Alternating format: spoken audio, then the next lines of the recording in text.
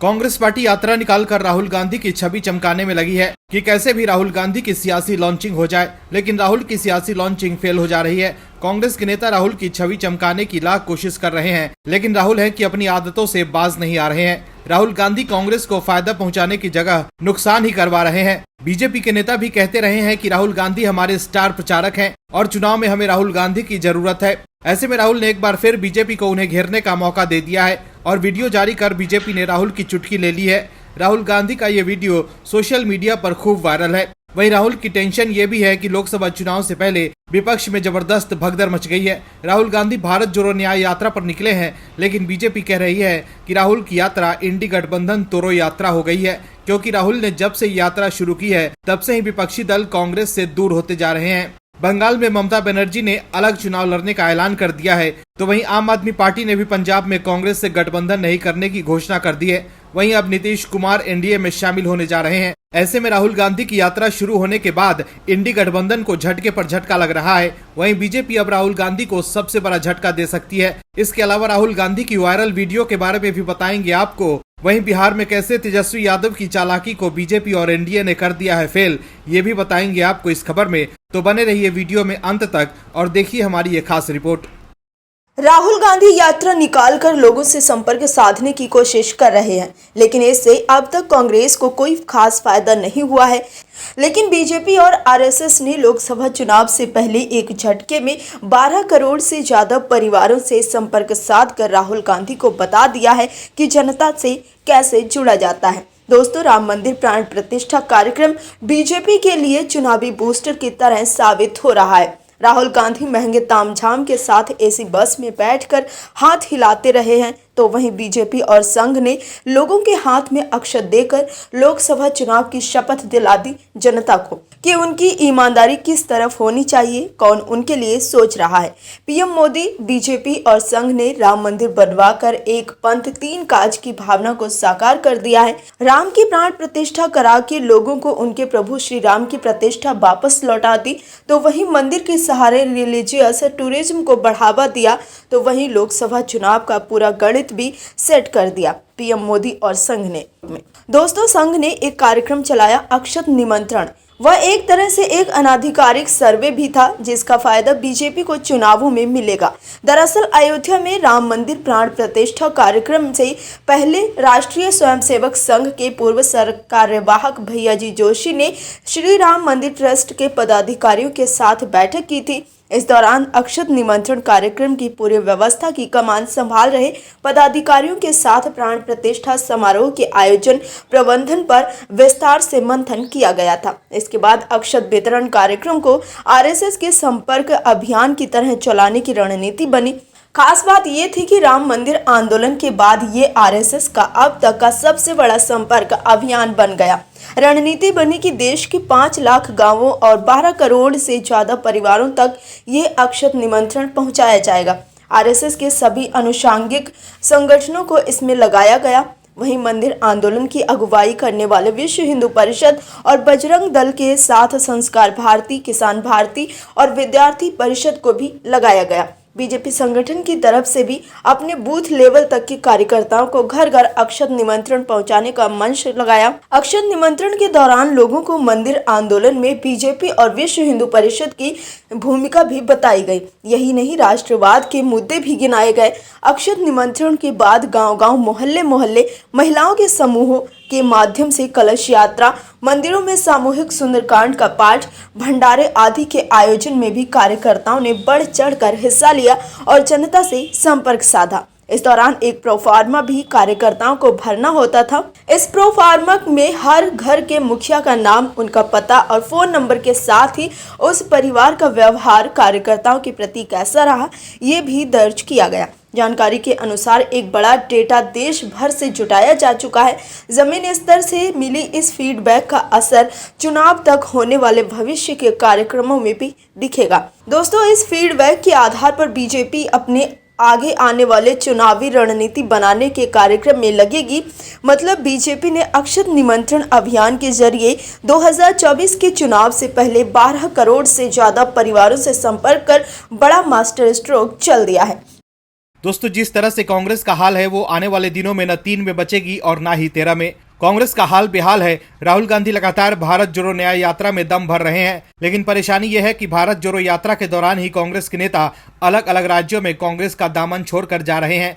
कांग्रेस के नेताओं को पता चल गया है कि शायद जो लोग न्याय देने की बात कर रहे हैं वही लोग लंबे समय से भारत के साथ और यहाँ की जनता के साथ अन्याय करते रहे हैं। भारत जोड़ो यात्रा के निकले 2 सप्ताह का लगभग समय होने वाला है, लेकिन इसके हासिल की बात करें तो वही ढाक के 3 पात कांग्रेस के हाथ लगा है।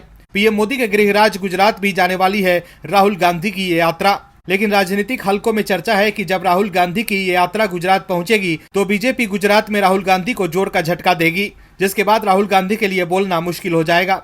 दरअसल गुजरात में 15 महीने पहले हुए विधानसभा चुनाव में बीजेपी ने 182 में से 156 सीटें जीतकर कांग्रेस के दिग्गज नेता और पूर्व सीएम माधव सिंह सोलंकी के दशकों पुराने रिकॉर्ड को ध्वस्त कर दिया था। इन चुनाव में कांग्रेस महज 17 सीटों पर सिमट कर रह गई थी। कांग्रेस इस सदमे से अभी उबर भी नहीं पाई थी कि अभी नए साल की शुरुआत में कांग्रेस के 2 विधायक चिराग पटेल और सीजे चावड़ा विधानसभा की सदस्यता और पार्टी की सदस्यता दोनों छोड़ चुके हैं। राज्य की विधानसभा में कांग्रेस के विधायकों की संख्या घटकर 15 रह गई है। वहीं अयोध्या में राम मंदिर निर्माण के वादे को पूरा करने के बाद राज्य में बीजेपी इलेक्शन मोड में है। पार्टी ने चुनाव की घोषणा और प्रत्याशियों के चयन से पहले ही चुनाव कार्यालय खोल दिए हैं। इस सब के बीच राजनीतिक हलकों में चर्चा है कि राहुल गांधी की यात्रा से पहले कांग्रेस के कई विधायक और नेता पार्टी छोड़ सकते हैं। इसमें पोरबंदर से पार्टी के विधायक और दिग्गज नेता अर्जुन मोढवाडिया का नाम भी शामिल है। हालांकि मोढवाडिया बार बार उन चर्चाओं का खंडन कर रहे हैं जिनमें उनके बीजेपी में शामिल होने की बातें कही जा रही है। राजनीतिक हलकों में चर्चा है कि अयोध्या में राम मंदिर निर्माण और वहां रामलला की प्राण प्रतिष्ठा के बाद बीजेपी कांग्रेस के नाराज नेताओं को लेकर खास रणनीति पर काम कर रही है। पार्टी ने दूसरे दलों से आने वाले नेताओं की पार्टी की सदस्यता ग्रहण कराने के प्रदेश कार्यालय में एक मंच बनवा दिया है। 2 बार हजार नेता और कार्यकर्ता इस मंच पर केसरिया धारण कर चुके हैं। राजनीतिक हलकों में चर्चा है कि कांग्रेस के कई नेता बीजेपी में शामिल होने जा रहे हैं। चर्चा है कि बीजेपी ने राहुल गांधी की यात्रा से पहले राज्य में सियासी भूकंप की तैयारी कर ली है। राजनीतिक हलकों में जो चर्चा है उसके मुताबिक बीजेपी ने विपक्ष के नेताओं को पार्टी में शामिल करने की प्लानिंग कर ली है। फरवरी के पहले हफ्ते से तमाम मौजूदा और पूर्व विधायक बीजेपी में शामिल होकर केसरिया धारण करेंगे। अर्जुन मोढवाडिया के साथ करीब आधी कांग्रेस पार्टी बीजेपी में प्रवेश करेगी और ये तब होगा जब राहुल गांधी अपनी यात्रा लेकर गुजरात पहुंचेंगे। मतलब राहुल गांधी को गुजरात में बीजेपी 440 वोल्ट का झटका देने वाली है। बता दें कि कांग्रेस नेता राहुल गांधी की पहली भारत जोड़ो यात्रा गुजरात से नहीं गुजरी थी, तब यात्रा महाराष्ट्र से गुजरी थी। राहुल गांधी अपनी दूसरी यात्रा में गुजरात आ रहे हैं, तो दूसरी तरफ बीजेपी उनकी यात्रा से पहले बड़ी राजनीतिक सर्जरी करने की तैयारी कर रही है। राहुल गांधी अपने उल जलूल बयान के लिए ज्यादा फेमस हैं। राजनीति में कई बार असफल हो चुके राहुल गांधी अपने बयानों से कांग्रेस को तो नई मुसीबत में डालते ही रहते हैं। कांग्रेस को समझ ही नहीं आता कि किससे पार पाना है, राहुल गांधी से या राष्ट्रवादी सोच के नेता और देश के प्रधानमंत्री नरेंद्र मोदी से। राहुल गांधी को लॉन्च करते करते कांग्रेस कई बार धराशायी हो चुकी है, लेकिन फिर भी राहुल गांधी की सियासी लॉन्चिंग नहीं हो पा रही है। और एक बार फिर राहुल गांधी ने ऐसा बयान दे दिया है कि बीजेपी के साथ पूरा भारत राहुल की खिल्ली उड़ा रहा है। राहुल गांधी यात्रा निकाल रहे हैं, लेकिन उनके इस यात्रा से कांग्रेस को तो कुछ फायदा नहीं हो रहा है, लेकिन राहुल बीजेपी का काम और आसान कर रहे हैं। बीजेपी के कई नेता भी कह चुके हैं कि राहुल गांधी हमारे स्टार प्रचारक हैं, और इस बार भी राहुल गांधी ने ऐसा कर दिया है जिसका वीडियो सोशल मीडिया पर खूब वायरल हो रहा है। और वीडियो देखकर बीजेपी के नेता और आम लोग राहुल गांधी का मजाक बना रहे हैं। मतलब यात्रा के जरिए राहुल की छवि चमकाने की कांग्रेस के मंसूबों पर पानी फिरता दिख रहा है। दरअसल भारत जोड़ो यात्रा पर निकले राहुल गांधी का एक वीडियो सोशल मीडिया पर वायरल हो रहा है। इसमें एक जनसभा को संबोधित करते हुए राहुल गांधी बोलते हैं कि सुबह उठते हो, चाय गर्म करने के लिए स्टोव में कोयला डालते हो, उसको जलाते हो। 13 सेकंड का ये वीडियो असम के मुख्यमंत्री हेमंत बिस्वा शर्मा ने सोशल मीडिया पर शेयर किया है। राहुल गांधी की भारत जोड़ो न्याय यात्रा इस समय पश्चिम बंगाल में है। इस वीडियो पर चुटकी लेते हुए हेमंत बिस्वा शर्मा ने सोशल मीडिया एक्स पर लिखा कि स्टोव पर कोयला, आपके आलू से सोना बनाने वाली बात से हम उबर ही रहे थे कि आपने स्टोव में कोयला डालकर हमें असमंजस में डाल दिया। आप होश में तो हो।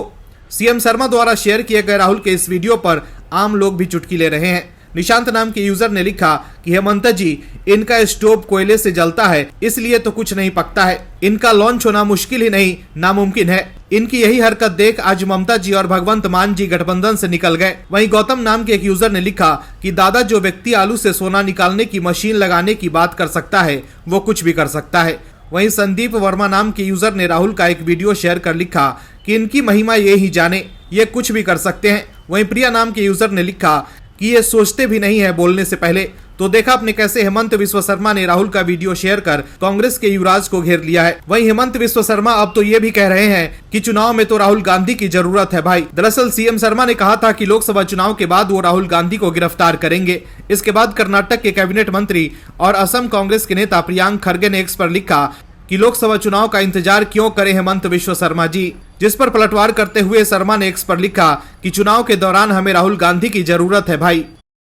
दोस्तों, एक गाने की लाइन बड़ी याद आ रही है बिहार में तेजस्वी यादव की राजनीतिक हालत को देखकर कि दिल के अरमा आंसुओं में बह गए। ऐसा ही हाल तेजस्वी यादव का हो गया है। बिहार की राजनीति में जिस तरह की सियासी उठापटक मची हुई है, उस बीच में तेजस्वी यादव चले थे सत्ता बचाने, लेकिन जो खबर आ रही है उसके मुताबिक अब बिहार में महागठबंधन सरकार की उल्टी गिनती शुरू हो गई है। लेकिन सरकार बचाने के लिए लालू और तेजस्वी हाथ पैर मार रहे हैं, लेकिन उनका प्लान फेल होता दिख रहा है। नीतीश कुमार को धोबी पछाड़ देने के चक्कर में तेजस्वी ना घर के रहे हैं और ना ही घाट के। नीतीश को पता था कि लालू और तेजस्वी सरकार को हाईजैक करने की कोशिश कर रहे हैं, तो नीतीश ने बीजेपी के लिए और बीजेपी ने भी बिहार को स्थिर सरकार देने के लिए नीतीश के लिए खिड़की खोल दी है। ये पूरा सियासी घटनाक्रम देखने के बाद राजद भी हरकत में आई और पिता पुत्र की जोड़ी चली थी बैटिंग करने, लेकिन पहले ही गेंद पर तेजस्वी यादव क्लीन बोल्ड हो गए हैं। दरअसल बिहार में सत्ता का समीकरण बदलने की आशंकाओं के बीच बड़ी खबर आ रही है। सूत्रों का कहना है कि लालू प्रसाद यादव की पार्टी ने पूर्व मुख्यमंत्री जीतन राम मांझी को सीएम बनाने की पेशकश की थी। जीतन राम मांझी हम के नेता हैं और उनकी पार्टी के पास विधानसभा में 4 विधायक है, जबकि आरजेडी के सबसे अधिक 79 विधायक है। अगर नीतीश कुमार महागठबंधन से बाहर आते हैं तो महागठबंधन को 8 विधायकों की जरूरत पड़ेगी। इसके लिए ही लालू और तेजस्वी हाथ पैर मार रहे हैं और 8 विधायकों को अपने पाले में करने की कोशिश कर रहे हैं। ऐसे में मांझी को अपने पाले में लाकर लालू खेला करना चाह रहे थे, लेकिन हमने पार्टी का स्टैंड क्लियर कर दिया है। जीतन राम मांझी की पार्टी हमने कहा है कि वो प्रधानमंत्री पद का भी उम्मीदवार दे दे तो हम उनके साथ नहीं जाएंगे। हम पीएम मोदी के साथ हैं और रहेंगे। वहीं हमने ये भी दावा किया है कि अगले कुछ घंटों में बिहार में बड़ा बदलाव हो जाएगा। मांझी की पार्टी ने कहा है कि हमारे लिए पद नहीं बल्कि बिहार का विकास मायने रखता है। हम एनडीए के साथ एकजुट हैं और हमारे सभी विधायक एक साथ हैं। वहीं खबर ये भी आ रही है कि कांग्रेस के 10 और आरजेडी के 5 विधायक बीजेपी के संपर्क में है। इसके अलावा कांग्रेस के 2 विधायक नीतीश कुमार की पार्टी जेडीयू के संपर्क में भी है। हालांकि कांग्रेस ने कहा है कि उनके सभी विधायक एकजुट है, लेकिन जो खबर आ रही है उसके मुताबिक बिहार में खेला होना तय है और बीजेपी के साथ जाकर नीतीश कुमार एक बार फिर सीएम पद की शपथ लेंगे। खबर है कि लालू यादव ने नीतीश कुमार को फोन किया तो उन्होंने फोन नहीं उठाया। सूत्र बताते हैं कि लालू यादव ने शुक्रवार शाम को नीतीश को फोन किया, लेकिन वो फोन पर नहीं आए। सूत्रों के हवाले से यह भी खबर आई है कि लालू यादव ने सीपीआई के एक विधायक को कहा है कि अब नीतीश कुमार साथ नहीं रहेंगे। Bureau report OMH news. और भी वीडियोस देखने के लिए चैनल को सब्सक्राइब करें और बेल आइकन को दबाएं।